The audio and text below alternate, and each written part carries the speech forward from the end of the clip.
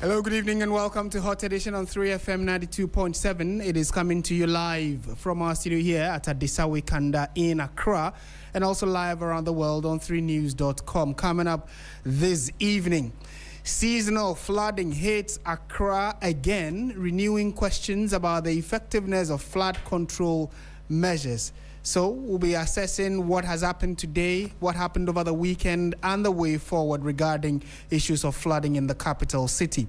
Also tonight, we assess Ghana's specialized infectious disease and isolation centers established to contain highly infectious diseases as the Ebola outbreak rages on. Plus, Ghana now joins 6 other countries on the continent to roll out an e-visa system which takes a maximum of 48 hours to be issued. We have details of all these and more, including business and sports, at the tail end of the show. Be a part of it, and then we'll be happy to hear your thoughts on what you have to tell us on the stories we have for you tonight. Before that, though, let's bring you the news summaries with Noura Mohammed. Hello, Noura.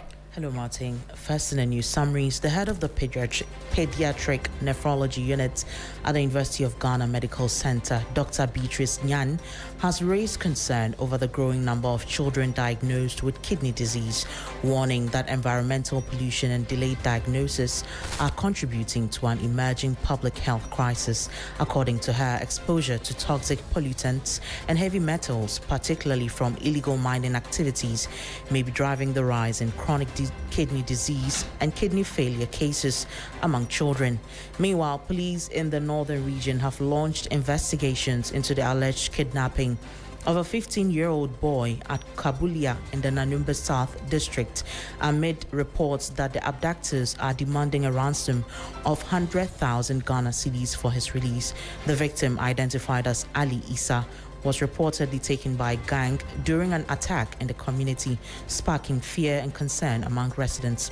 Also in the summaries, the Member of Parliament for Jomoro constituency in the Western region, Dorcas Afotofe, has paid a working visit to the Petroleum Hub Development Corporation (PHDC) located in the locality. The purpose was to motivate staff and management of the PHDC in their line of work. The PHDC is a body corporate established under the Petroleum Hub Development Corporation Act 2020, Act 1053, to promote and develop a petroleum and petrochemical hub for the West African sub-region and beyond. Also, former national chairman of the New Patriotic Party, Paul Afoko, has urged the party's minority caucus in parliament to lead the charge in returning the MPP to electoral victory. Speaking at a closed-door meeting with the MPs, Afoko unveiled a new political strategy dubbed the 3R Agenda, focused on reuniting, rebuilding and recapturing power for the party. And finally, President John Dramani Mahama has announced that holders of African passports traveling to Ghana for business or tourism will no longer pay visa fees when applying through the country's newly launched e-visa platform. Speaking during the official launch of the e-visa platform on Monday, May 25, President John Dramani Mahama said the policy takes immediate effect as part of efforts to ease travel within the continent and modernize Ghana's immigration system. That's it for the summaries. Over to you, Martin. Thank you very much, Noura. Let's settle for the details of our stories now.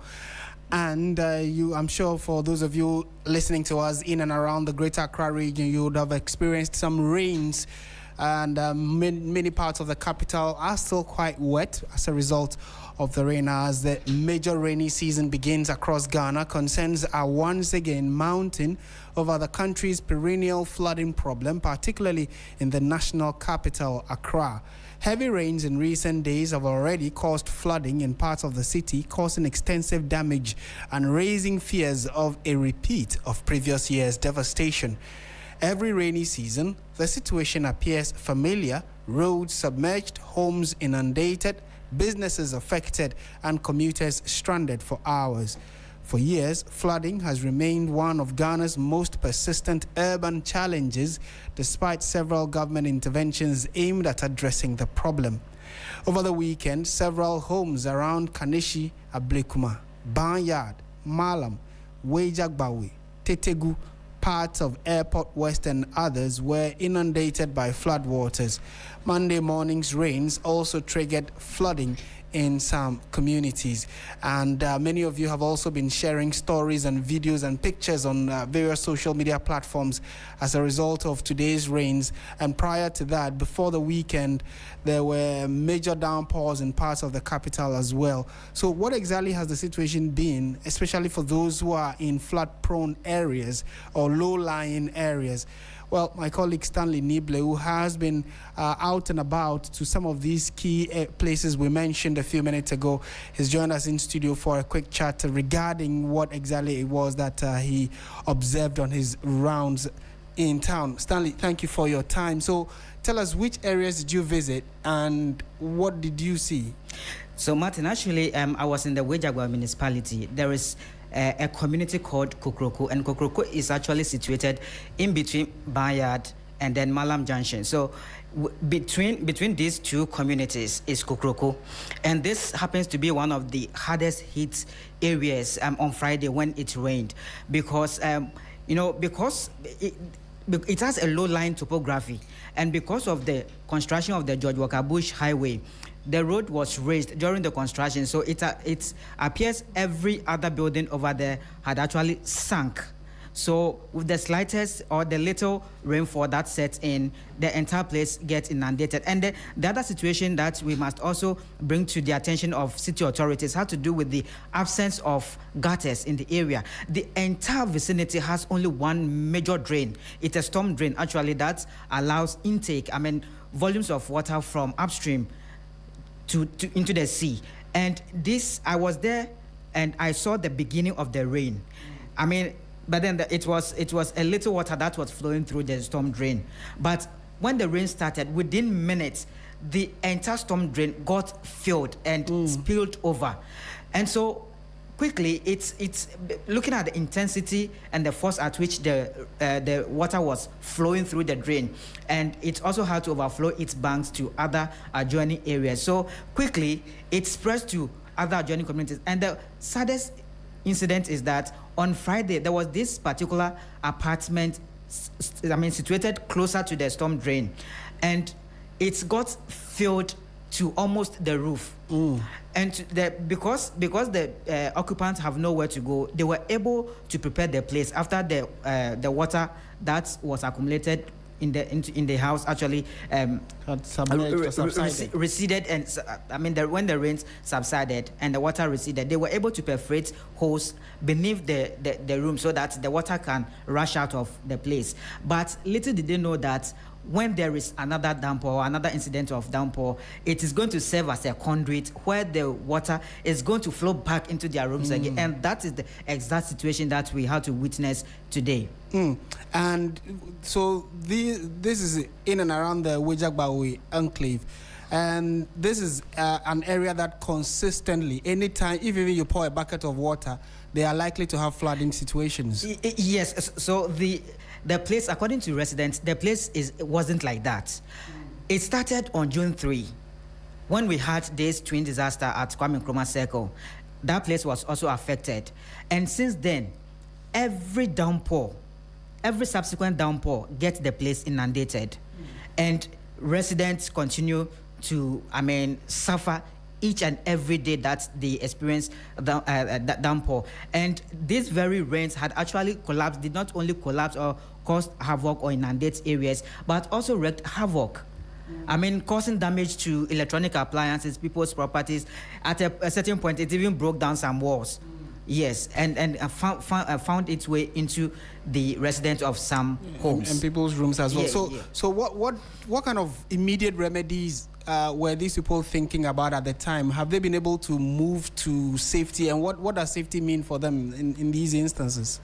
Per what they experienced, when the rain started, it started with fine droplets of rains, and then within twinkle of an eye, it escalated. Now, because of what they witnessed less than a week ago, they took precaution, and so immediately they had to flee from the abode to a higher ground. That saved them. Does it look like they're likely to come back now that okay, so how long have they been living there? How long have they been having this kind of experience? Some told me they've been there for more than 20 years. Yes, some had actually lived there for more than 20 years. But this whole flooding situation, I think as a country, we have to elevate the conversation beyond what is happening. We have to also bring into account or factor in our spatial planning. Our development is very poor. People, you could see that the topography of the place is so mushy, and people have filled it and developed it over time.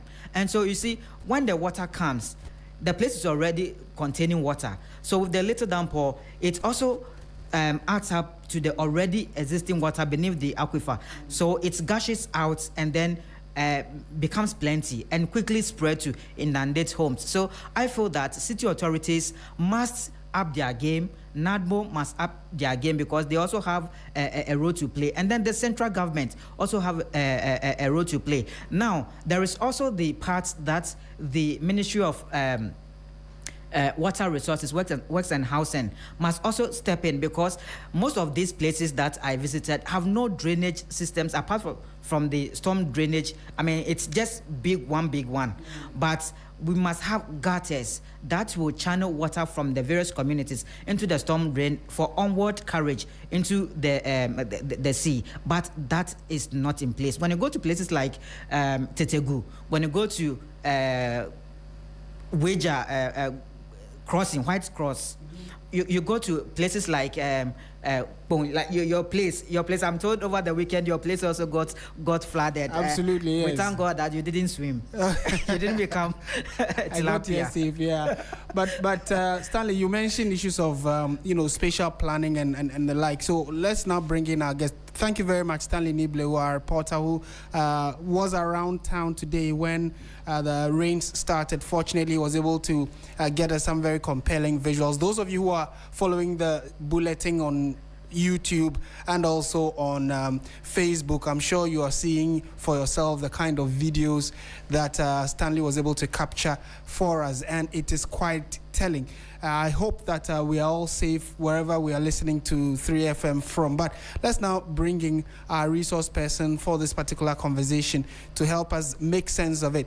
Isaka Amonkote is a development planning expert. He's joined us for a quick chat. Mr. Amonkote, good evening. Thank you for your time. Well, good evening. What, in your estimation, is the problem? Have we forced ourselves to build in waterways, or we have built right at the appropriate places, just that water or floods are now entering places that humans exist, and because of that, we may have to move? What exactly is your analysis of the problem? Okay, so when you take the topology of Accra is tilted towards the sea. So even some part of Accra is below the sea level. So if Accra is also surrounded by the chain mountains, from Shai through to the Krapim Mountains, and then Samsam Gono at near Nsawam area to Adeso, and then Makati Hill.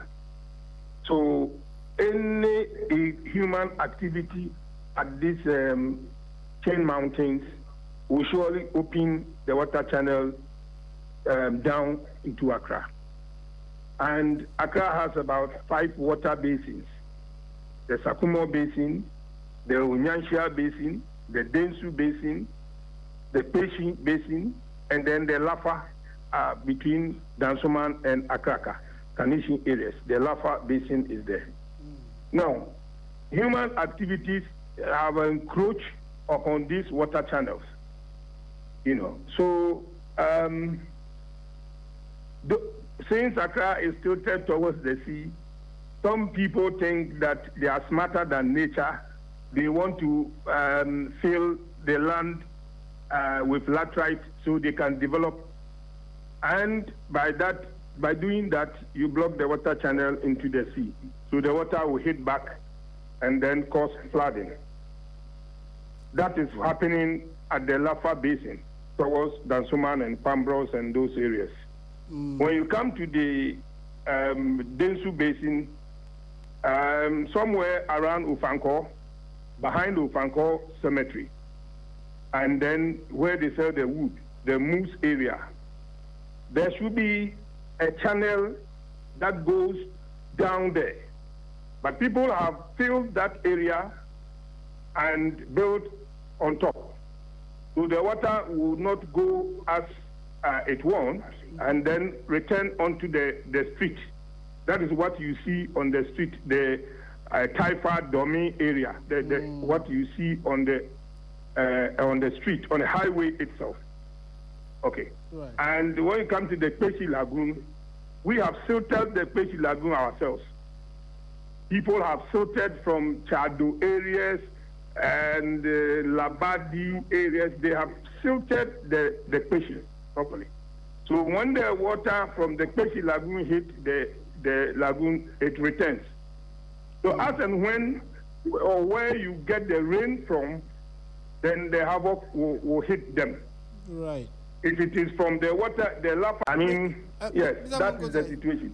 That's a very serious picture you've painted for us. And is it that people like you with this knowledge of how the topography of Accra is laid out are not being given the opportunity to either bring this knowledge to bear so we find lasting solutions to this perennial flooding? Because, and I'm asking this question because year in, year out, government in, government out, efforts have been made, but they seem to be, not achieving the kind of results we want. We've seen dredging of the Odo River, the Odo drainage, for instance.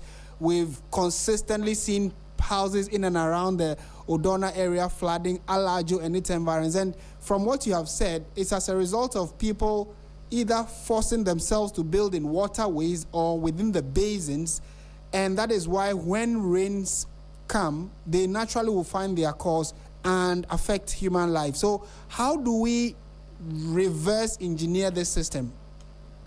Well, we have divided Accra into various municipalities, and they don't have the slightest capacity to manage this.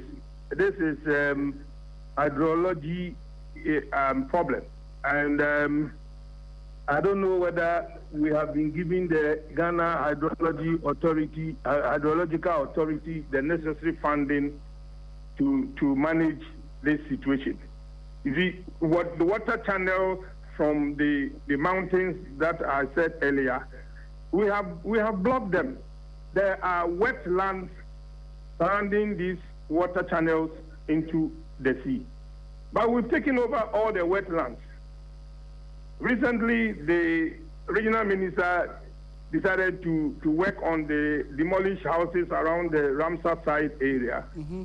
But my problem over there is when you demolish the surface buildings and you leave the foundation and then the laterites that is used in filling, then you should have not even touched it at all.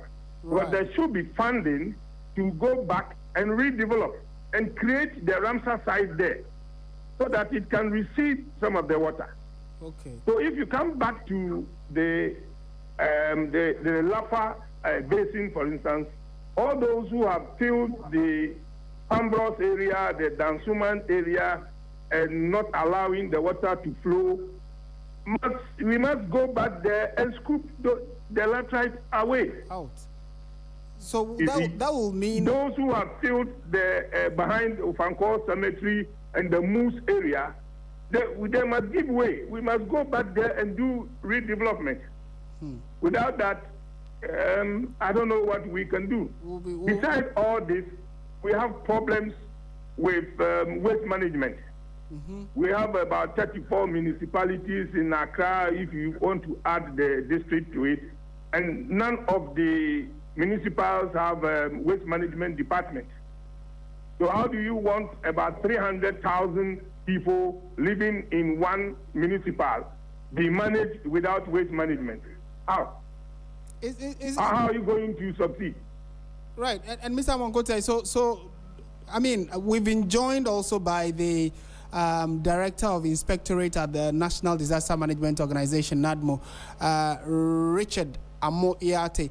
Mr. Iyate, kindly hold on for me. Let me throw another question to Mr. Monkote, then I'll bring you in. But so, Mr. Kote, is it that because of the human settlements and the fact that this is an annual problem, lives are lost, properties and investments are wasted, we probably need to clear all those who are living in and around the catchment areas you've described, ask them to move elsewhere, or government comes in to move them elsewhere.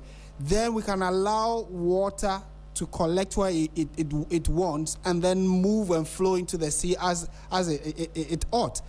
Is that a suggestion, or you think that will be also far-fetched and that we need to just find a way of dealing with the flood, which... Well, we have to sit down as a team and take a decision. I mean, we cannot just say, because of what I have said, so then let's move people here and there. No, we have to sit down, because there are other countries that are virtually in water, but you don't see water, overtaking them in this manner. For instance, when you go to Netherlands, they are virtually in water, but they have managed to create canals, in solving some of these problems. So we need to sit down and revisit what we call redevelopment to win back wetlands, so water will not gush from the mountains straight into the sea, and when it gets to where it will channel into the sea, we have used human activities to block the water channel. Then what do you want us to do? So people must sit down. You were asking a question earlier. You guys call me, the media guys call me, but city authorities from, NPP to NDC, nobody thinks about inviting me to sit down and then let's find a solution. Right. That's an interesting point you make there. Kindly hold on for us. Let's hear the NADMO perspective. Anyway, greetings to Amuyati. Thank you. Right. So Mr. Iyate, thank you for also joining us. So, you've heard the picture that Mr. Monkote has just painted for us, and clearly it tells us how grievous the situation is, that we probably are just pouring water on stone, literally, with this annual issue of, the government officials will visit those who've been affected, we leave, and then the people stay, the rains come, we just go and commiserate with them. We are looking for mattresses and other items it's a recurring yearly annual event. What is NADMO's position on this constant issue of flooding, and how is NADMO planning to probably find a more lasting solution to the problem? Thank you, and good evening to your listeners. And then let me say a good evening to my Director General, Major Dr. J.D. Kuyo, and all NADMO officials who are actually on the phone as we speak now, assessing the situation. Like I heard the last speaker talk about Ghana Hydrological Authority. Right. That is the agency clothed with the authority of flood control, ensuring our drains and dams are in good stead to control flooding in this country. NADMO's position here is to ensure that the citizens live and live safely. Even before the flooding issue, we prepare citizens, and then when flooding occurs, we help citizens survive. And then post-flooding, we help citizens to recover from the effects. So before, in the beginning of the year, when the Ghana Meteorological Agency shared with us the forecast for the year, which didn't look too good, we started the sensitization in communities and also partnered the assemblies to ensure that waterways are opened up. That was part of the exercises what we did in the Beshi Basin and then Sakumo Basin, where we tried to recover the wetlands and then open up the drainage basins with the removal of unauthorized structures. The Beshi Basin, with the unauthorized structures removed, we are now clearing the debris, which was used to elevate the ground. Like the last speaker said, if you remove all the structures and you leave the fillings, then work done is virtually zero. So we have started that exercise too. So yes, it's a difficult situation we find ourselves, but then different agencies play different roles to ensure that citizens are safe. And then as NADMO, we are playing our role by ensuring that we protect the citizens in these difficult times. When there is flooding, we help them to survive. And then before the flooding, we also help them to prepare for it. And post-flooding, we will help them to recover.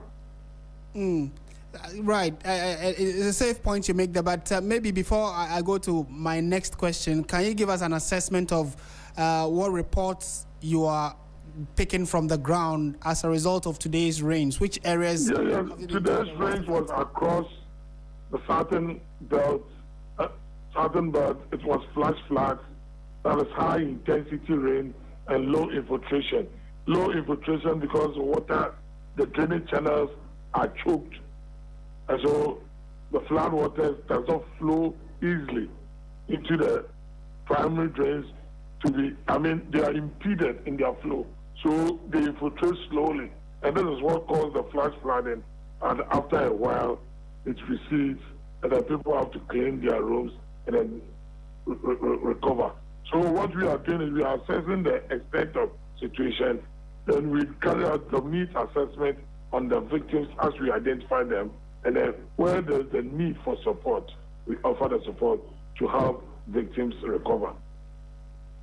And what kind of partnership or collaboration do you have between NADMO and the hydro department, for instance, that you mentioned? Like you're saying, they are supposed to be in the forefront when it comes to issues of water, land, and how both can coexist, and then the human settlements as well. How is the collaboration like, especially all before the floods agencies, come? We are working with all the agencies, but we are collaborating with all the agencies that have responsibility for flood management. We are collaborating with all agencies, including the assemblies. And are you able to, for instance, at the end of every year, assess and say that, well, based on some decisions we took prior to the beginning of the year, these modalities we rolled out have worked or have not worked, and we need to improve this area? What kind of assessment do you have every year or at the end of the year to see that progress is being made? If not so, how then are we still seeing the kinds of things we're seeing or reports we're getting? Based on the assessments, we know that the garage project is ongoing and it will solve these flood problems to a very large extent. And then we have other drainage basins which need to be dredged based on the assessment. That is why we partnered the district assemblies to undertake dredging across, I shouldn't even limit this into Accra, across the country, areas that were identified. We are carrying out dredging together with the district assembly. So we do assessment from time to time to determine the way forward. So is it your anticipation that maybe by close of 2028, for instance, or 2030, for instance, flooding in Accra would have reduced by 50%? Is there any kind of assessment like that? The truth of the matter is that with the situation of climate change, with unpredictable nature, high intensity rains, increased frequency of rainfall, it is difficult to predict. But what I'm saying is that we are doing a lot of work to mitigate flooding impact. But for the work that is going on, I can assure you that the situation could have been worse. If some of the drains had not been dredged, if some of the wetlands, the drainage basins have not been recovered, it would have been worse. We are working daily with all the agencies that matter, but sometimes nature overwhelms every activity of man. Right. So that project is going to bring on board a lot of drainage infrastructure. So by so doing, it will mitigate flooding to a very large extent. Okay. In the Greater Accra metropolitan area. Right. I have one last question for you, but let me finish with Mr. Amonkote. Mr. Kote, so based on what the Director of Inspectorate at NADMO has told us, Mr. Amoyate, he says that, the efforts they've put in is what has actually, mitigated what we probably would have been hearing following today's rains. Plus, issues of climate change also play a key role. How does that factor into the general advice you are giving about the fact that we need to identify places that are wetlands and allow or basins and allow them so to be, but there should be a general consensus on a national solution to this national crisis? Well, what I pick from what Amun said, it looks as if, yes, they have intervened somewhere around the Peshin and then the Sakumo Ramsar side. And they are working towards redeveloping the area back into the wetlands that it should be. But the rest of the areas, for instance, I remember somewhere, some 4-5 years ago, when Honorable Francis Asensu introduced this early warning system, and I was like, I don't think this is going to help. But then we pump in a lot of money, and we see back to ground zero. Because we are not tackling the problem from technical perspective, you know. It's easier for everybody to talk about procurement and all that. But physically or naturally, we have to go back and do the right thing by redevelopment. We are now, you see, when it rains and the rain is coming from a particular basin and it doesn't hit the other basins, then you can be, you know, throwing your hands and then jubilating.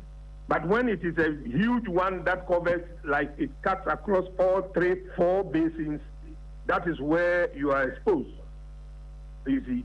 So now the Lapa, Densu, Unyanshia was hit hard today. And that is why we are seeing, I don't know whether you've seen the picture on the Achimota Pokwase Highway. No. Yes, it's because we have not done any work behind the Ufanko cemetery and then where they sell the wood, the Moose area, hitting Mile 7 proper, Tantra Mile 7. They have laterite the area very high above the whatever you want to say, and they have built on those lands.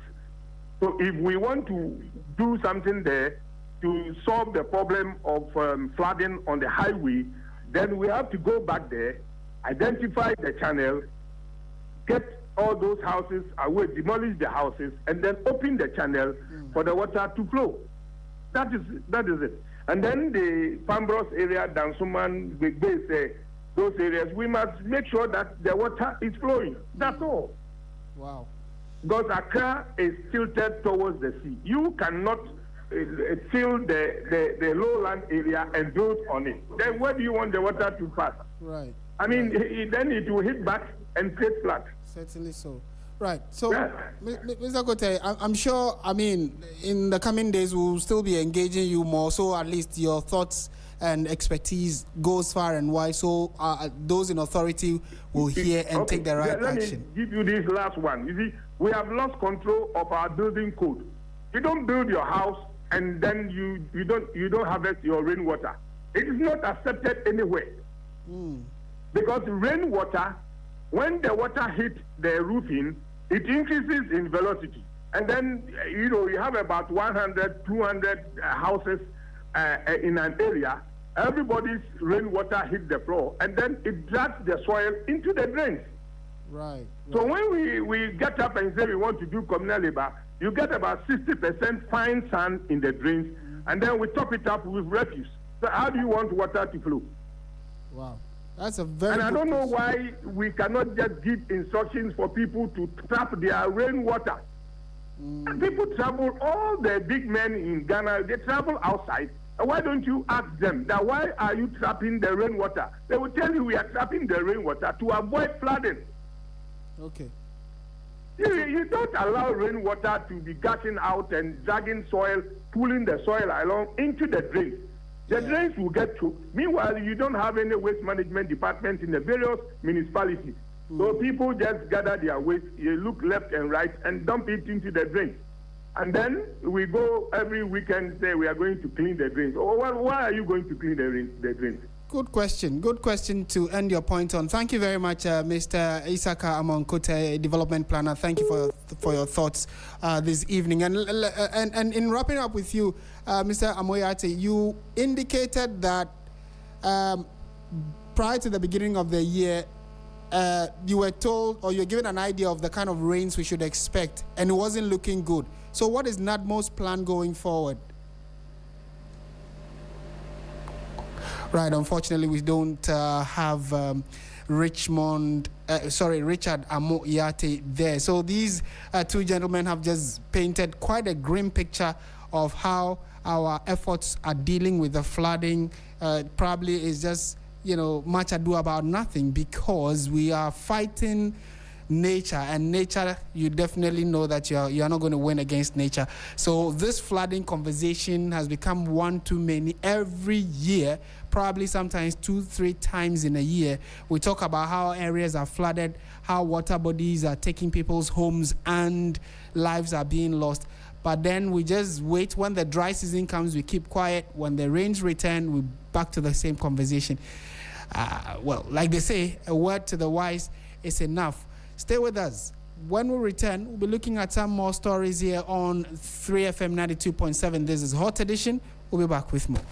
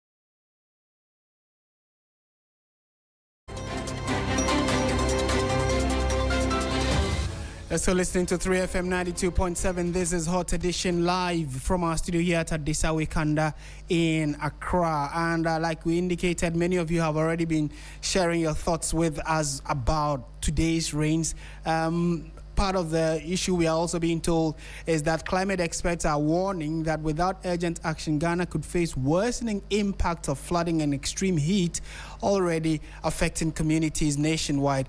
The climate Change and Health Education Professional Education Workshop, experts expressed concern over the government's failure to allocate part of its $12 million climate budget for training teachers to effectively teach about climate change. Let's listen to that report and then we'll bring in some more stories.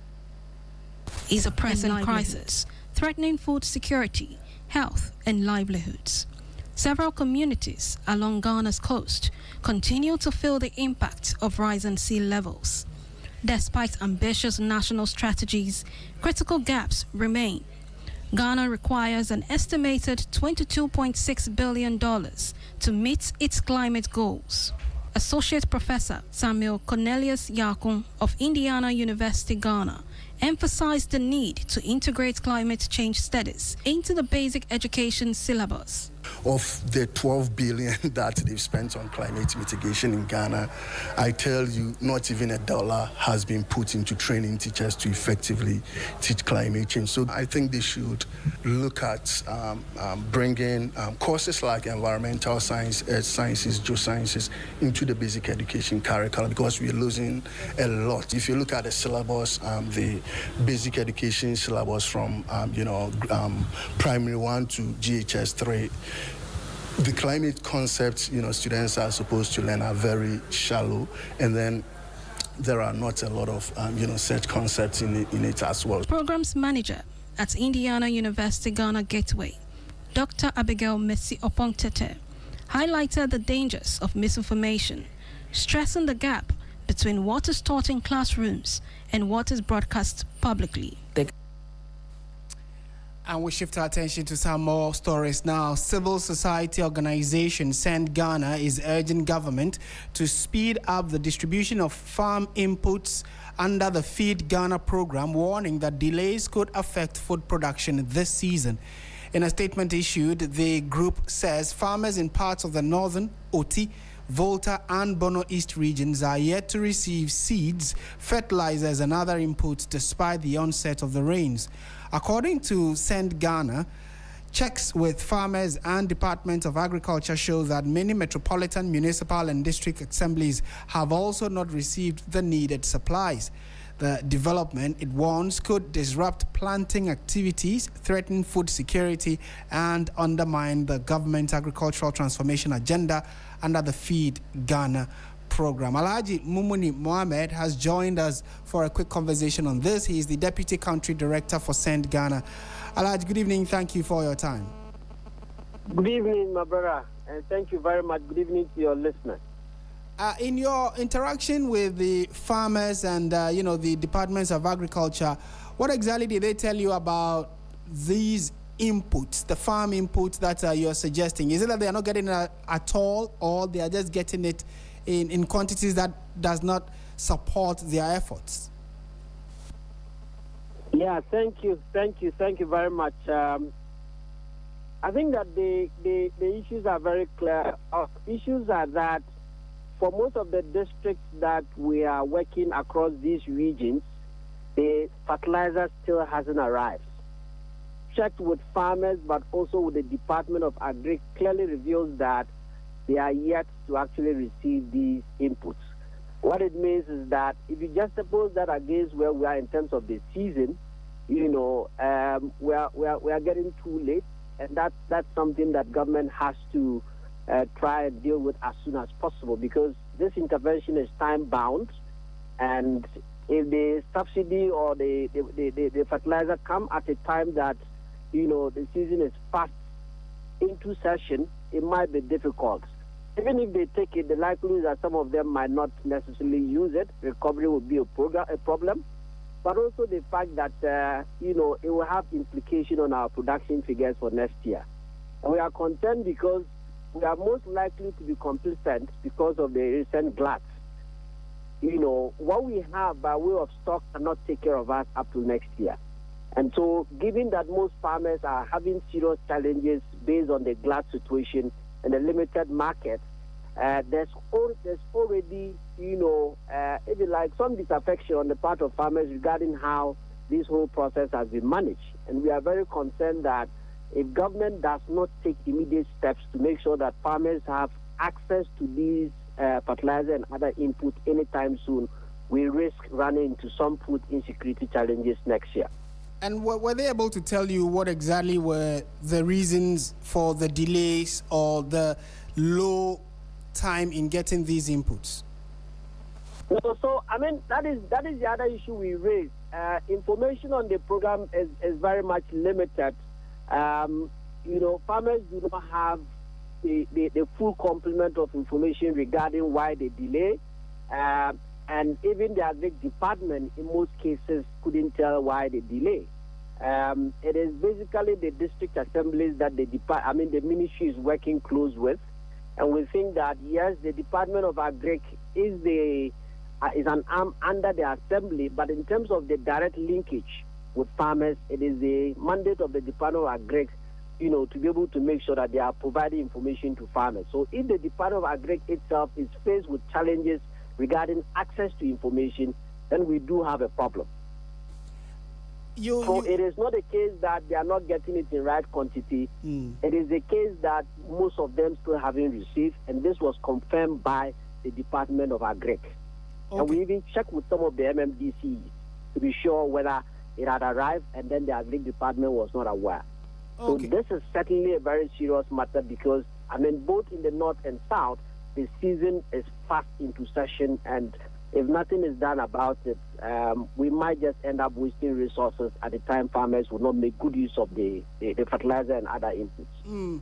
You referenced the fact that in time past or very recent past, we've had reports of glut in parts of the country, and these were probably without these interventions that we are talking about from government under the Feed Ghana program. So if farmers were able to produce, although probably they went through strenuous processes to produce and we had it in excess, some were even going bad, how much of an impact will these interventions we are talking about help and even in the food production value chain? And why are we not talking about probably finding other better ways of us storing these excess when we do farm them?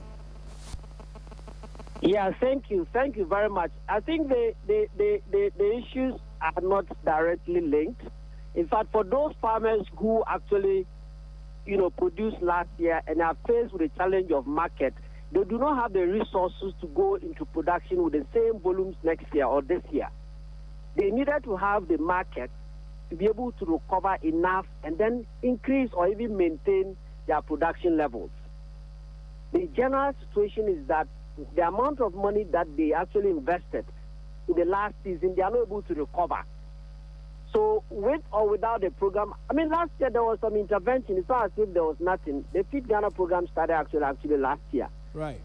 But also let us not forget that prior to Feed Ghana, we had the Planting for Food and Jobs.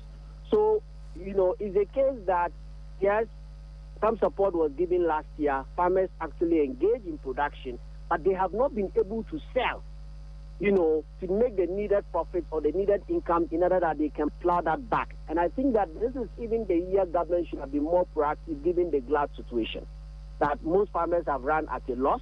And what it means is that they do not have, the financial muscle to have the same level of investment.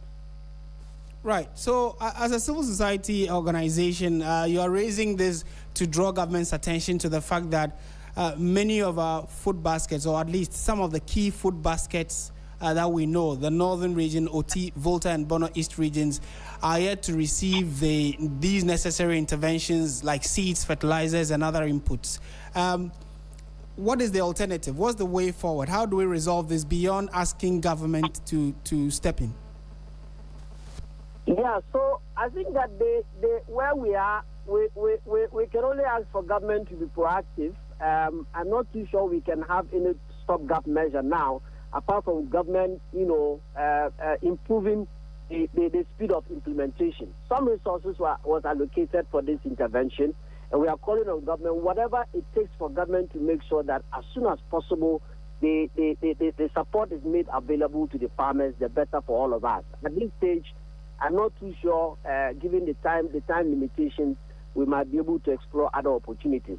What we do know, and what farmers actually were hoping, was that through the Feed Ghana program, they were going to receive this support to be able to, go through the production. And so we think that government should step up. If it's an issue of resources, government has to be transparent and accountable to us, so we have a sense of what are some of the issues. But if they are just bureaucratic processes that is making it difficult for implementation to go smoothly, I think providing some information would help. And for us as civil society, ours is to bring the issues up and stimulate discussion so that together with government, we can work to see how we are able to address this situation. But like we are saying, government has to actually improve on information. Information on the program on the ground is very limited. And that in itself doesn't help farmers in terms of their planning, because they don't know when it's going to come. And for some of these crops, it is time bound. It depends on when you expect to get the inputs. That will tell you when you decide to go into planting. And so for us, we think that government has to improve on the speed of implementation. We are told that they are in the process, but we strongly believe that government can do better in terms of stepping up and being proactive. Right. Thank you for your time this evening, Alhaji Mumuni Mohammed. Thank you very much. He is the Deputy Country Director for Send Ghana. They are making a clarion call on government to step up the effort of providing the necessary inputs for farmers, especially those within the northern Oti, Volta, and Bono East regions, so that the government's Feed Ghana program can actually, achieve some success, especially this year, or else we as a country may be found wanting. You're listening to 3FM 92.7. Let's turn our attention from agriculture to health now. The threat of Ebola may not be new to Ghana, but the question remains, are we ready to take a chance? With outbreaks reported in some West African countries, concerns remain high on how well the country is managing the threat. At the heart of Ghana's response strategy, however, are specialized infectious disease and isolation centers established to contain highly infectious diseases before they spread into communities. Facilities such as the Ghana Infectious Disease, along with the designated treatment and isolation units in regional hospitals, are expected to play a critical role in whether a suspected Ebola case emerges or whenever, fingers crossed, we pray we don't get there, but in case we actually do have any suspected case of Ebola in the country, we are assured that we have the right centers or equipment to hold these suspected cases until they probably recover, or at least ensure that they do not spread. Sarah Penkro is with Health Desk. She was out and about today with the ministry to assess the readiness of some of these facilities. She's joined us in studio for a quick chat. Hello, Sarah. Hi, Martin. Good to see you. So talk to us about the areas you visited and what did you see? So, first of all, we went to the Infectious Disease Center at Ghana East. Last year, which was 5 years after COVID, we went there to find out how the facility has fared, and it wasn't quite in a good state. But surprisingly, today, when we went to do the checks to see how prepared we are as a country in the event that we get any case of Ebola, it appears the place is in quite good state. So on a scale of 0 to 10, you say we are about like what? 9. Oh, yeah, yes, that's 9, quite encouraging. Yes, I mean it was still running for some infectious diseases like HIV, TB, and malaria. So we understand the last batch of patients were discharged when the alert came, and so they had to prepare the place for the main purpose to which the center was set up. So the 100-bed facility structure is there. You see the PPEs where they should be. The lab is in good condition. Everywhere is neatly painted and as clean as possible.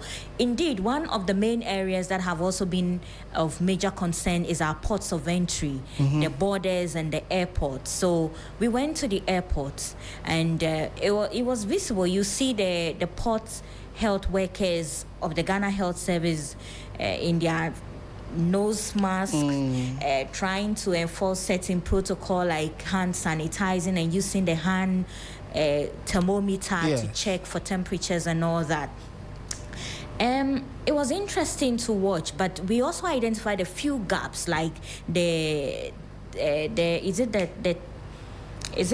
thermal thermometer. When COVID came, there was this thermometer where the port workers that identify the temperature of the person even at a distance. Yes, they are all broken down. All the 9 are not working. Okay. But we got the assurance from the officers, the health officials, the Ghana Health Service and its officials that it's going to be worked on as soon as possible to aid with check. Indeed, we are still getting flights from these West African countries that are already receiving cases, Uganda, Kenya, and Ethiopian Airlines, transits along from those these borders. So it's quite a worrying situation, but we are being assured that we are prepared as a country because we have 42 strong, gallant Ghanaians who were part of the 2014-2016 response. They are all alive. They are in the country. They are transferring skills and knowledge to all the health workers across the regions in the country. They are in the forefront of the fight. So we are assured that cases will be picked early. The private sector was not left out. In fact, we visited some private health facilities where the service believes when people come and they leave the ports and they come into the country and they start feeling sick, they wouldn't go to government hospitals. They would want to visit these acclaimed private facilities. So they had to engage with them, where government is in talk with them to see how they can be supported to identify some of these cases as early as possible. So today we did those checks, and we are hoping that, as the authority have said, we understand at the land borders surveillance is being heightened, and then the healthcare workers with the immigration and other agencies are also working to ensure that they pick up cases easily. Right. So we know that you were with the Director General of the Ghana Health Service. Let's listen to what he's been saying. When you look at the WHO categorization, we are at very low level risk. We are among the countries classified as low level. Nonetheless, we should be ready. We are well prepared and ready. People have institutional memory of what happened in 2014, 2016, when West Africa experienced the Ebola outbreak. And Ghana fortunately did not experience that, but we had a lot of people who were well prepared. And then most of the people who had worked during that time are still around, and including myself, that led the case management. We have some of those who led a lot of activities around that time. And at the airport level too, we have people who were well involved. And the transition from there to COVID, and we noticed that we still have that experience from managing COVID, and people were already prepared for hantavirus, and now Ebola came to overlap it, and so we are very much well prepared. We went through the flow. If a patient should come in or passengers come in, how we get the opportunity to sieve, and this is a collaboration work, not only by Port Health of the Ghana Health Service, but also by the airport company, immigration, and we're going to even polish the policy better. The guideline will be well polished between all the stakeholders, and then we'll come out with a unique command system. And that's the Director General of the Ghana Health Service. And then that, interaction I was having with Sarah Penkroho is with our health desk here at Media General. And just before we go, if you've been following news in the country, you would know by now that Ghana has now formally joined 6 other countries to roll out the e-visa system, which will take a maximum of 48 hours to be issued. This was revealed by President John Dramani Mahama, who used the occasion to reiterate his call for the fact that Ghana is open for business, and called on other African countries to implement the AU Protocol on Free Movement of Africans, which he says is a necessity if we want to have an integrated continent. You know that the Organization of African Unity was formed about 63 years ago, and since then, many analysts have raised concerns about the relevance of the African Union. Today, the 25th of May, also marks the AU Day, or the Africa Union Day, where we are expected to have a more integrated Africa, or a continent that is more inward-looking to support itself, support other countries for economic growth and stability and safety as well across the continent. So what Ghana has done today is to launch the e-visa system, where the President of the Republic indicated that all you need to do is to apply online. If you upload all your necessary documents within 48 hours, you would be notified that your visa has either been approved, or you need to come give further documents for approval, or better still, you've been denied. We have the power to do that. So he encouraged other African countries to do same, so that movement of African people within the continent will be a lot easier.